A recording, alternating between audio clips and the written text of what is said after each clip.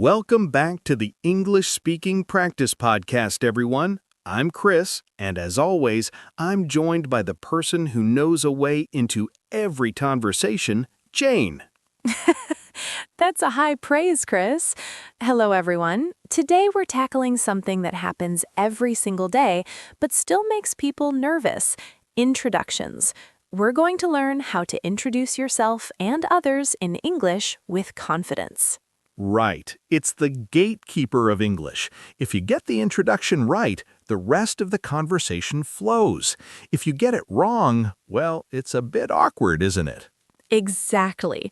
We're going to break down how to introduce yourself, how to introduce others, and those hidden social rules that textbooks often skip.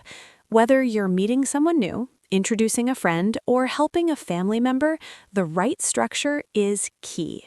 Jane, let's start simple. If I meet someone for the first time, what's the easiest way to introduce myself?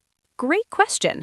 The most common and polite way is, "Hello, my name is Chris," or more casually, "Hi, I'm Chris." So, I'm just means I am, right? Exactly. "I'm" is very common in spoken English. Jane, does the way we introduce ourselves change in different situations? Yes, it does. English introductions can be formal or informal. Can you give examples? Of course, for formal introductions, that is, at work, interviews, meetings, and so forth, you can say, "Good morning, my name is Jane Smith." "Hello, it's nice to meet you. I'm Jane."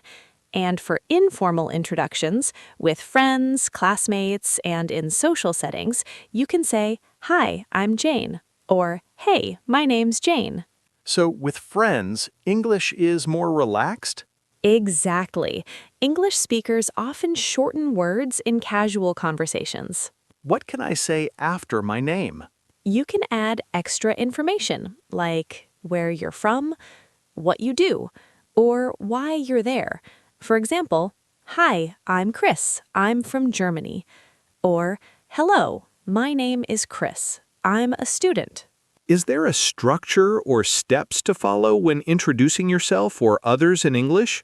Yes, of course. There are some standard steps taken when doing introductions. Let's start with self-introductions. There are 3 steps followed when introducing yourself to others in English. We start with the greeting, then the name, and then the context or follow-up. Right, so it all starts with the greeting. Jane, how do we set the tone? Well, for friends or casual settings, use "hi," "hey," or "hello." But for work or school, use the time of day: "Good morning," "Good afternoon," or "Good evening." Once we've said hello, we need the name. I usually say, I'm Chris. Is that okay for formal settings too?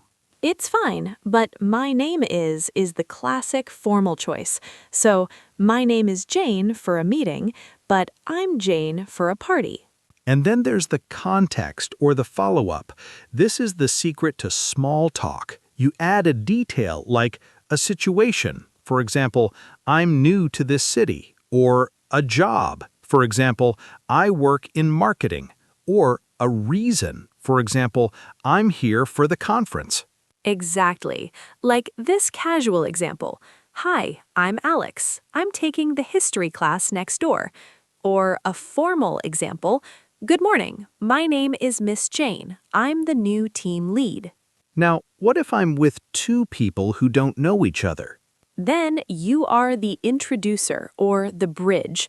The most common phrase is "this is." For example, "Mark, this is my friend Chloe." What if I want to sound a bit more professional? Use "I'd like you to meet." For example, "Mr. Lee, I'd like you to meet my associate, Miss Kim." And if it's very casual, just say "Meet Kim." I think I get it now. This part confuses many learners, but in reality, it's really simple. The basic structure is acknowledge person A, introduce person B, give the relationship or context. Can you give an example? Sure. Let's say I have my friend Alice who has never met you. So when I introduce you to each other, I can say, Alice, I'd like you to meet Chris. Chris, this is Alice. Then you can add context. Alice is my friend. Chris is my colleague. So the complete example will be, Alice, I'd like you to meet Chris, my colleague, and Chris, this is Alice, my friend. Let's try a real-life situation. Imagine a dinner with friends. Okay, a good example will be, Sarah, this is my husband, David, and David, this is my friend Sarah from work. That sounds very natural. Yes, and English speakers use this structure all the time. Another example at work. Say I'm introducing our new intern to the manager. I'll say, Mr. Lee, this is our new intern, Chris. I've also heard that there's an order to this, like a rule of respect. Yes, in formal settings, introduce the less senior person to the more senior person. So you'd say, Mr. Smith, the CEO, this is Jane Doe, the new intern. And in general, I usually introduce the person I know better to the person I know less well, like, Jane, this is my mom, which would mean that I know my mom better than I know you, Jane. And once you've been introduced, you have to respond. Silence is awkward. It definitely is. Here are 3 levels of responding. If it's casual, you can say, nice to meet you. So what do you do? If it's polite, you can use pleased to meet you. Are you enjoying the party? And if it's formal, you can say, it's a pleasure to meet you. How do you know Jane? Okay, so, Jane, I'm at a party. I don't know anyone. What's the most natural way to start? Don't overthink it. A simple, hi, I'm Jane, works 90% of the time. But here's the trick. Follow it with a context piece. A context piece? Yeah, give them a reason why you're there. For example, hi, I'm Jane. I work with Sarah. Or, hi, I'm Jane. I'm a neighbor upstairs. It gives the other person a hook to continue the conversation.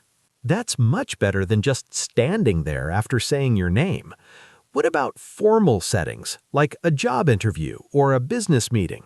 Great question.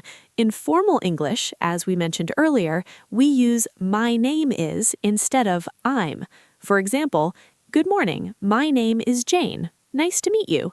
And remember, Chris, the classic nice to meet you or pleased to meet you or it's a pleasure to meet you is still the gold standard for professionalism.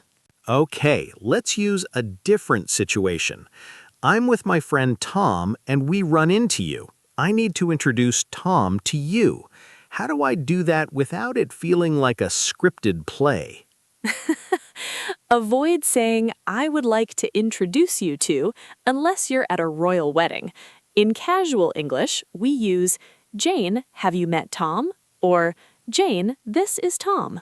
And then I should probably do that context piece thing again, right? Exactly. You're the bridge between us. Say, Jane, this is Tom. He's the guy I was telling you about who runs marathons. Now I have something to talk to Tom about immediately. Jane, what if someone introduces themselves to me first? What should I say? Great point. You should always respond politely. Common responses include, nice to meet you, nice meeting you, pleased to meet you, more formal. So if you say, hi, I'm Jane, I can say, Nice to meet you, Jane. all right, Jane, we've talked about what to do, but what about what not to do? I see students get stuck in a few specific traps. Oh, definitely. The first one is the Me Too trap. Wait, I think I know this one. If I say, it's nice to meet you, and the student says, me too, is that wrong? Technically, it means it is nice to meet me too. It's a bit narcissistic. The correct response is you too, which is short for it's nice to meet you too. That's a classic. What about the how are you loop? This is a big one. Sometimes when someone says, how do you do, if they are being very formal, a student will start telling their whole life story or saying they have a cold. And how do you do isn't actually a question about your health, is it? Exactly. It's just a greeting. In a formal setting, if someone says, "How do you do?" you actually just say, "How do you do?" or "Fine, thank you," right back. Don't go into detail. Save the medical history for the doctor. What's one more? Using "I am called." Ah, yes. I am called Chris. It sounds a bit like a translation from other languages. While it's grammatically okay, it sounds very robotic or like a character in a fantasy novel. In the real world, just stick to "I'm" or "my name is." Keep it simple. Okay, Jane, let's put all of this into practice. Let's do a bad introduction first. I'll be the student making all the mistakes we just talked about. Ready when you are. Okay. Hi there. I don't think we've met. I'm Jane. I am called Chris. Oh, nice to meet you, Chris. Me too. How do you know the host? Fine. Okay, I'm gonna go find some chips. Bye. Oh man, that was painful. I felt the awkwardness through the microphone. It was. You used "I am called," you said "me too," and you gave a one-word answer to my question. The conversation died instantly. Let's try that again. Give me a chance to redeem myself with a cool and correct introduction. Hi there. I don't think we've met. I'm Jane. Hi, Jane. It's nice to meet you. I'm Chris. Nice to meet you too, Chris. Are you a friend of the host? I am. I actually went to university with Sarah. We've known each other for years. How about you? Oh, I work with her at the design agency. Very cool. Sarah mentioned she had some talented colleagues. How long have you been working there?